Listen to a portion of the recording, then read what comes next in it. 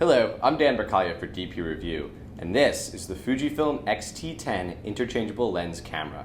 We've been shooting with a pre-production version of this camera now for a few weeks. We're just getting a sense of what it's capable of. The camera uses a 16 megapixel APS-C X-Trans sensor, the same one found in several other recent Fujifilm cameras, including the X100T and the X-T10.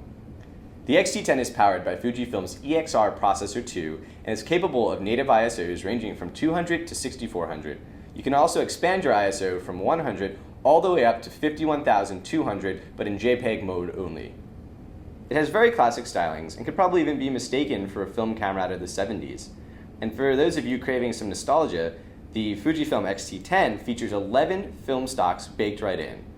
The top offers a pop-up flash, shutter speed dial, exposure compensation dial, and a dial to control your drive mode. And because many X-mount lenses feature electronic aperture controls around the lens barrel, it's really simple and intuitive to set your exposure.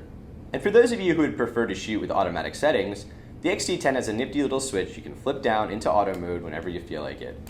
There are also control dials on the front and the back of the camera that can be used to control your aperture and shutter speed, or other settings depending on how you have your camera set up.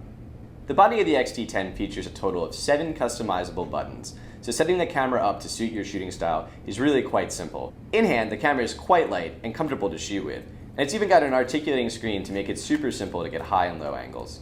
This camera might look like a DSLR, but the viewfinder is actually electronic.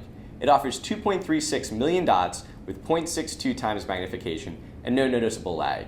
If you're coming from this camera's older brother, the X-T10, the viewfinder might seem a bit small, but for the rest of us, it's a decent size. I've been shooting with this camera around Seattle for a few weeks now, and recently took it on a trip to the San Juan Islands, in addition to Mount Rainier. The camera proved light enough to not be a burden, yet tough enough, despite its lack of weather sealing, to withstand being knocked around and even actually dropped in the snow a few times, though I wouldn't recommend the latter.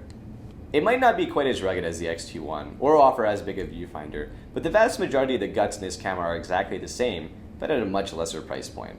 So if you're looking for an interchangeable lens camera with classic stylings, simple and intuitive controls, and really pleasing JPEGs right out of camera, the X-T10 is certainly worth considering.